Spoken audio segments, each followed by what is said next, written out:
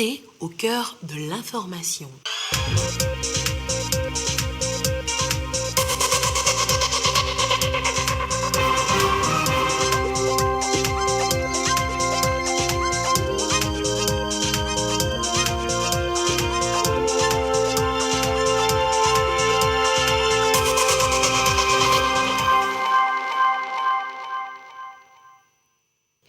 Dans ce journal, nous allons nous intéresser à la jeune fille, première victime du travail des enfants qui augmente. Non scolarisées, elles sont obligées de travailler pour contribuer aux dépenses de la maison à leur jeune âge. Un dossier à suivre dans ce journal. L'artiste comédien Achina Noviti, alias Gaglo et Mouvi le Costaud, a été conduit à sa dernière demeure ce samedi. Ils étaient nombreux à faire le déplacement du cimetière de Bekota à Lomé pour lui rendre un dernier hommage. Image à suivre en fin de journal. Et puis l'ancien président ivoirien Laurent Gbagbo a lancé ce samedi un nouveau parti politique pour réunir la gauche en ligne de mire l'élection présidentielle de 2025, ceci après près de 10 ans d'absence sur la scène politique.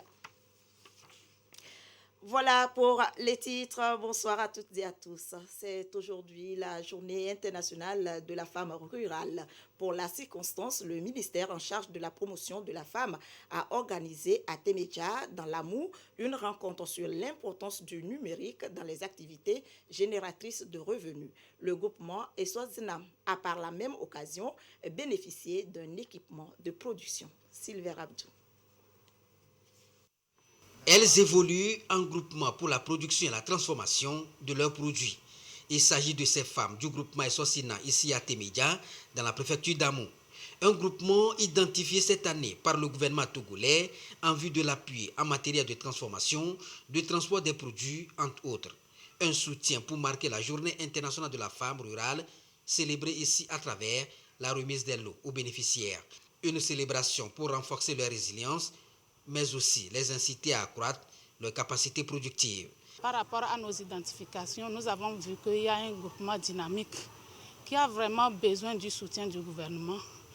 Il y a une amélioration au niveau de leur production même.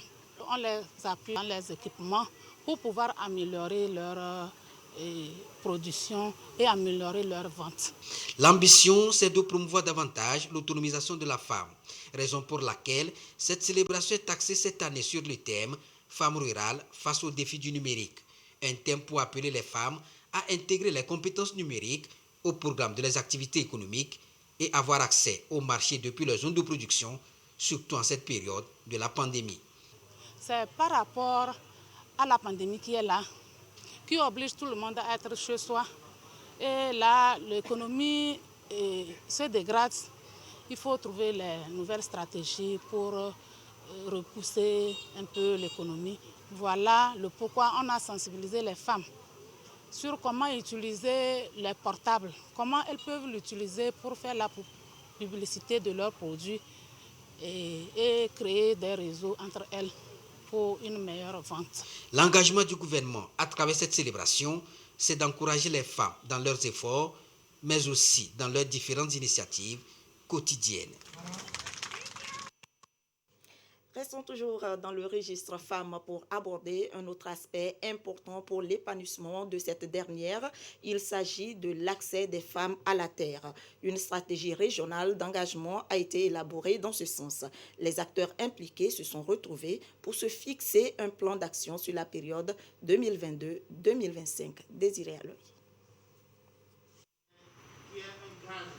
La stratégie nationale d'engagement SNE œuvre pour un Togo juste, équitable, exempt de pauvreté et aussi dans lequel les droits fonciers sont garantis. Ces domaines d'action, outre les droits fonciers, la solidité des systèmes agricoles et l'action efficace contre l'accaparement des terres. La stratégie régionale d'engagement au niveau central en une rencontre de dynamisation du comité local. Il est question aussi de partager les objectifs de leurs partenaires, International Land Coalition et la SNE. En juin passé, il y a eu un forum national à Lomé et au cours de ce forum, une charte a été élaborée pour les membres. Donc, La présente rencontre a deux objectifs principaux. Redynamiser la stratégie régionale pour l'accès à la terre et ensuite les participants vont signer la charte. La stratégie régionale d'engagement à Sokodé entend actualiser la liste de leurs membres. Elle s'engage aussi à élaborer un plan d'action sur la période 2022-2025 permettant de prendre à bras le corps les questions foncières. L'acte de naissance, le certificat de nationalité, des documents très importants dans la vie d'une personne. C'est à partir de ces précieux documents, par exemple, qu'on peut vous établir une pièce d'identité. Pour donner cette chance à tous, dans la préfecture de Thônes, l'OTR, l'Office togolais des recettes, a mis à la disposition des élèves démunis ces deux pièces capitales. Gérard Lagoudou nous en dit plus. Bignouat se dirige vers le retrait de son certificat de nationalité. En classe de terminale l'année dernière, elle a gratuitement fait le dépôt de dossier dans son établissement. Aujourd'hui bachelière, finit donc les difficultés liées à cette pièce dans les inscriptions au niveau de l'enseignement supérieur. Je me disais que c'était juste un jeu et que ça n'allait jamais sortir. Et aujourd'hui, j'ai ma nationalité et j'ai la réalité en face. Et je me sens vraiment émue car maintenant je suis complètement togolaise. C'était à l'occasion de la célébration de la Journée internationale de la femme le 8 mars dernier que l'Association des femmes de l'Office togolais des recettes a bien voulu accompagner les élèves vulnérables niveau première et terminale dans ce sens. Et dans la préfecture de Thônes, un total de 341 demandeurs ont été couverts. Je suis très contente pour ma nationalité que j'ai reçue aujourd'hui, car nous les élèves, les parents démunis, on n'avait pas de force, des moyens pour pouvoir le faire. Vraiment, nous allons encourager les parents à continuer de payer les impôts, puisque vraiment l'OTR nous aide. L'ambition de l'OTR à travers cette campagne foraine dénommée « Un élève, une identité » est d'accompagner le gouvernement dans sa politique de l'éducation pour tous et de lutte contre l'apatridie. C'était un véritable parcours de combattant et ça prenait du temps, on dépensait beaucoup et aujourd'hui c'est presque une action providentielle. Et c'est le lieu de dire un sincère merci. Merci au ministre de la Justice, merci au commissaire de l'OTR et merci à la directrice de la nationalité qui tous ont œuvré pour faciliter en un temps record. Parce que c'était parti au mois de juin. Une dizaine de dossiers ont été retournés pour être régularisés à la base en vue d'une reprise de l'opération. La même campagne a également pris en compte les élèves des classes de CM1 et CM2 en matière de jugement supplétif tenant lieu d'acte de naissance. Et pendant que leurs camarades sont à l'école, elles autres sont dans les rues en train de vendre des beignets et autres. Elles sont forcées, ces jeunes filles, à travailler malgré leur jeune âge pour contribuer aux besoins de la famille. Le travail des enfants, les jeunes filles premières victimes, un dossier de la rédaction réalisé par Immaculée Bawé Abalo et présenté par Clarisse Atticlé. À 10 ans, elle ne va pas à l'école. Depuis 1 an, elle vend du savon dans son quartier. Hola est obligée de vendre pour sa mère. Elle doit contribuer à subvenir aux besoins de sa famille.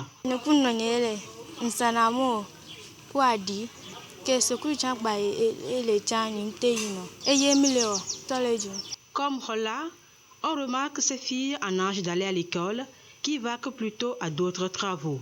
Selon l'UNESCO, au Togo, 39% de filles ne sont pas scolarisées. Seules les jeunes filles continuent à travailler beaucoup dans ce domaine. Et aussi, c'est parce qu'on se dit, tout le monde va travailler aujourd'hui, aussi bien les hommes que les femmes. Donc, qui va garder les tout petits enfants à la maison? C'est aussi une des raisons qui font que la jeune fille continue de rester à la maison, surtout si elle n'arrive pas à réussir dans le système éducatif. On préfère vite la retirer pour qu'elle puisse assumer le rôle que normalement les parents sont supposés à faire. Pour une femme vraiment autonome, l'éducation est fondamentale. Pour certains acteurs qui travaillent sur le sujet, La commune peut aider à la scolarisation de la fille. Il faut qu'il y ait des budgets spécialement destinés à la promotion de la jeune fille. Il ne faut pas qu'on continue à parler de questions de jeunes filles, mais comme si c'est juste un slogan publicitaire. Non, il faut qu'on le traduise dans la réalité. Faire en sorte que vraiment les filles trouvent l'égalité de chance avec les hommes, avec les jeunes garçons, pour que chacun puisse bénéficier effectivement du soutien que le gouvernement fait. Il faut continuer à sensibiliser les parents qui sont encore un peu en retard. La scolarisation de la jeune fille togolaise est un enjeu de société, un enjeu économique aussi, d'où l'importance de la jeune fille à l'école. Un sommet mondial des filles va se tenir les 21 et 22 octobre prochain, une rencontre de haut niveau organisée par Plan Togo.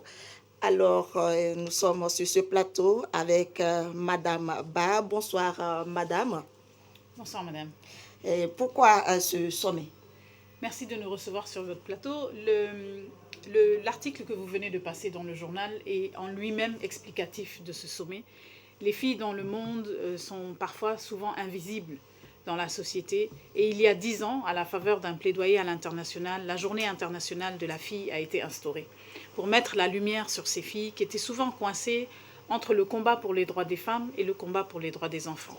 Il fallait qu'on puisse voir la spécificité de la jeune fille et tous les défis qu'elle rencontre. Et depuis lors, Plan International, chaque année, fait beaucoup d'activités pour qu'on puisse voir les filles et voir leurs spécificités.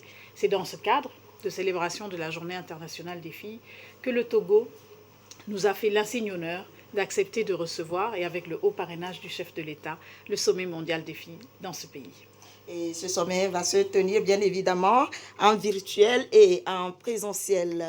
Qu'est-ce qui sera concrètement au menu de cette rencontre? Alors cette rencontre est une rencontre intergénérationnelle, c'est une rencontre multi-acteurs où les jeunes filles de partout dans le monde, nous avons à peu près 50 pays inscrits en ligne et en présentiel, pourront dialoguer avec les décideurs politiques, avec les acteurs nationaux et internationaux à propos de leurs droits et surtout comment elles contribuent à arriver à cette société juste et égalitaire dont on parlait tout à l'heure.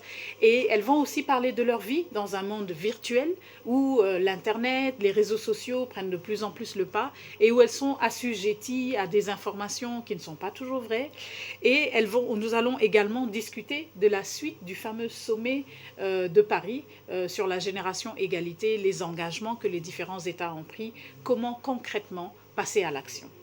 Et c'est une première en Afrique, n'est-ce pas? Absolument, c'est une première en Afrique et le Togo est un pays particulier où le leadership est extrêmement engagé pour les droits des femmes en général et pour les droits des filles en particulier. Ce n'est pas à vous que je rappellerai toutes les femmes en position de leadership qui font du Togo un pays exemplaire dans la matière, et c'est pour cela que Plan International et l'ensemble de nos partenaires se sentent vraiment honorés que le pays, le chef de l'État et le président de la République du Togo et l'ensemble du gouvernement aient bien voulu que nous puissions accueillir cet événement extraordinaire sur la terre togolaise. Et que gagne concrètement le Togo, ou plutôt la jeune fille togolaise? Le Togo gagne encore une fois cette reconnaissance internationale parce que tous les yeux du monde et de tous ceux qui sont des activistes, des acteurs, des institutions en faveur des droits des filles vont regarder le Togo pendant 48 heures.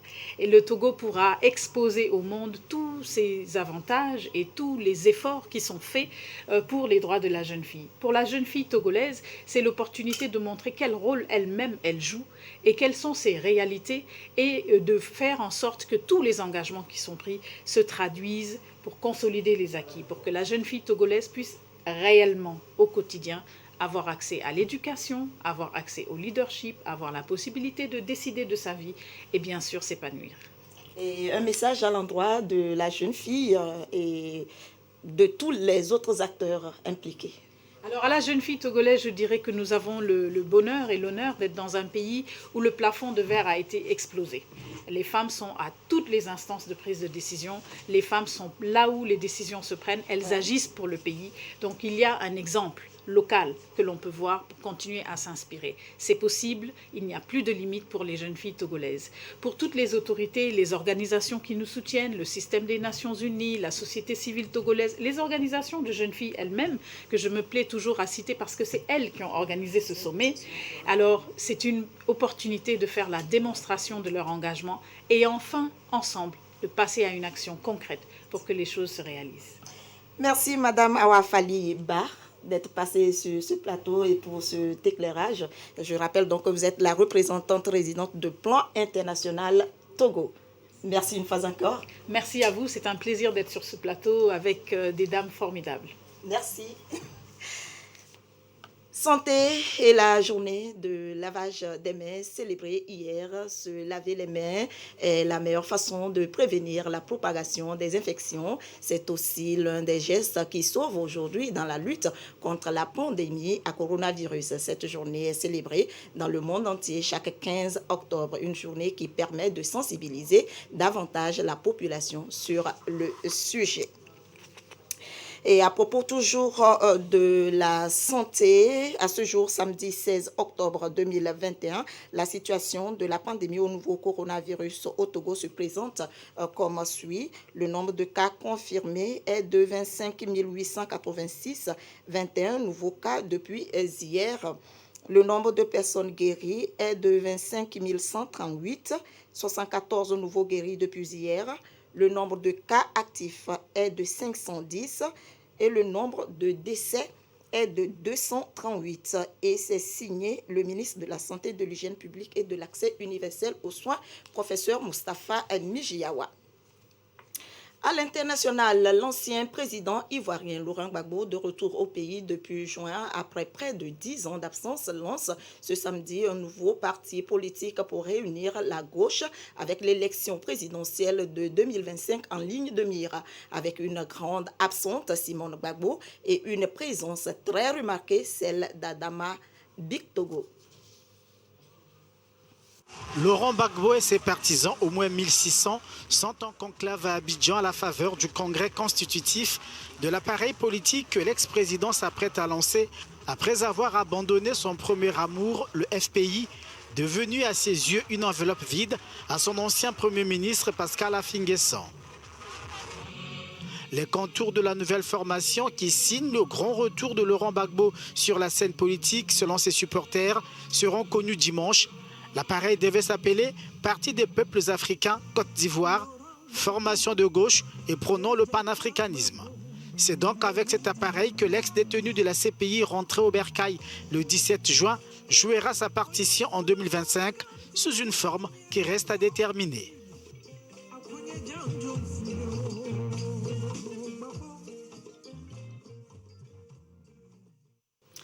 Les Cap-Verdiens, eux, vont voter ce dimanche 17 octobre 2021 au premier tour d'une présidentielle dont l'un des enjeux est de sortir de la crise économique provoquée par le Covid-19. La pandémie a entraîné une chute drastique du nombre de visiteurs arrivant sur l'île. L'économie de l'archipel dépend fortement du tourisme qui représente 25% du PIB national. Changement attendu au Cap-Vert ce dimanche. Près de 400 000 électeurs de cet archipel de la côte ouest africaine sont appelés aux urnes afin d'élire leur président. 7 candidats briguent la succession de Jorge Carlos Fonseca au pouvoir depuis 2011, dont José Maria Neves, 61 ans, soutenu par le Parti africain pour l'indépendance du Cap-Vert. Il a occupé le poste de Premier ministre entre 2001 et 2016. Il aura pour principal challenger Carlos Veiga, 71 ans. Le porte-étendard du mouvement pour la démocratie au pouvoir a aussi été Premier ministre de l'archipel pendant 9 ans. Reste aux différents candidats de convaincre les électeurs dans un contexte économique dominé par les affres du coronavirus, une crise sanitaire qui a mis à mal le tourisme qui contribue à 25% à l'économie du pays. Le vainqueur du scrutin de dimanche sera le 5e président du Cap-Vert depuis sa démarcation de la tutelle portugaise en 1975. Le Burkina Faso a commémoré le 34e anniversaire de l'assassinat de Thomas Sankara. Ce 15 octobre, un buste du père de la révolution burkinabé a été dévoilé à l'université de Ouagadougou. Vendredi, le Burkina Faso a commémoré le 34e anniversaire d'une page noire de son histoire, l'assassinat le 15 octobre 1987 de Thomas Sankara et de ses 12 compagnons. Un buste du défunt capitaine-président a été dévoilé à l'université de Ouagadougou qui porte son nom. Une manière d'immortaliser la mémoire du révolutionnaire arraché à l'affection du pays des hommes intègres à seulement 37 ans. Je voudrais saluer les 13 familles éplorées pour leur courage, leur dignité et la foi en la justice de Burkina Faso. Justice de Burkina Faso que je félicite pour le travail fourni qui permet aujourd'hui à la justice militaire de disposer d'un dossier de plus de 20 000 pages pour assurer la manifestation de la vérité dans ce procès historique couvert par plus de 200 journalistes. Depuis, les familles des victimes du coup d'État du 15 octobre attendent toujours que justice leur soit rendue. Les lignes ont donc commencé à bouger. Le procès du coup de force du 15 octobre 1987 a débuté lundi devant un tribunal militaire de Ouagadougou. Ces audiences reprendront le 25 octobre. L'actualité, c'est aussi le cinéma dans tous ses états. D'abord, l'ouverture ce samedi de la 27e édition du FESPACO 2021 à Ouagadougou. Le cinéma africain en mode de résistance et du renouveau. D'abord annulé, ensuite repoussé. Eh bien, cette 27e édition célèbre le 7e art dans une sélection de 239 films de 50 pays. Comme lors de la dernière édition, le Togo est bien représenté dans la catégorie des dessins animés avec 3 films dont 2 réalisés par des femmes et parmi elles l'un des plus grands talents en matière de dessin animé sur le continent, la Togolaise Ingrid Agbo. La réalisatrice est en compétition avec son film Akpokpolo Bito. Achina Messan Kali Noviti, alias Gaglo et Mouvi Le Costaud, a été inhumé ce samedi à Lomé. L'illustre disparu est décédé le 12 septembre dernier. Ils étaient nombreux à lui rendre un dernier hommage. L'artiste repose désormais au cimetière de Bekuta. Anita Tigakou. Gaglo et Mouvi Le Costaud, de l'artiste, de ses rôles au théâtre, de son humour, de son personnage et même de sa plume, on gardera désormais ses images. Son cercueil, ses amis, collègues artistes, ses admirateurs sont venus ce matin lui dire un dernier adieu et le conduire à sa dernière demeure. Malgré la tristesse, l'émotion, tous gardent en mémoire l'homme et l'artiste. Atina, c'est quelqu'un qui fait beaucoup rire. La personne même, le personnage, même quand vous le voyez, vous avez l'impression d'être devant un Français qui nous faisait aussi rire, Louis de Funès, dont lui-même il ne cesse jamais de parler. Il dit, écoutez, moi je suis Louis de Funès du Togo. C'est une personne de cœur, c'est une personne qui aime le prochain, c'est une personne rassembleur, il aime rassembler, il aime mettre la joie dans le cœur, il aime mettre la joie là où il y a la peine. Atina Messan Kanli Noviti, alias Gaglo et Mouvi Le Costaud, personnifiaient l'amour et la passion du théâtre, avec son souvenir à la jeune génération de rester fidèle à son héritage. C'est les premiers qui ont pu remplir le palais des congrès de Lomé avec une représentation théâtrale. Le théâtre au Togo a connu des succès. Tout simplement parce qu'ils avaient de petits ingrédients. Ils cherchaient à s'intéresser à ce que voulait le public. Ils l'ont fait et le public a aimé. Aujourd'hui, les jeunes hommes de théâtre, dramaturges, metteurs en scène doivent suivre les pas de ce monsieur. Fondé de pouvoir principal à la BTCI à la retraite, Gaglo était producteur, acteur, comédien, artiste. Il est décédé le 12 septembre 2021 dans sa 68e année. Adieu Mbossi, adieu Gaglo, adieu Mouvi Le Costaud. Salut l'artiste. Qu'il repose donc en paix. L'artiste est parti, mais laisse des traces indélébiles.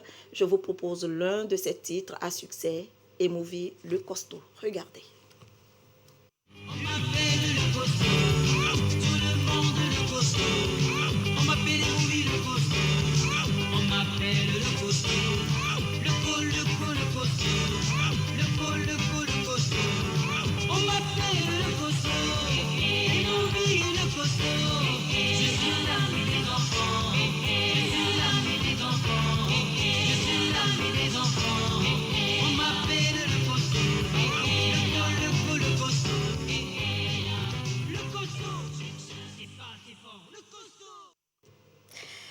ce journal. Merci de nous avoir suivis. L'édition de 22h30 sera présentée par Alex Portier. Je vous souhaite une très belle soirée, bon week-end et à très prochainement.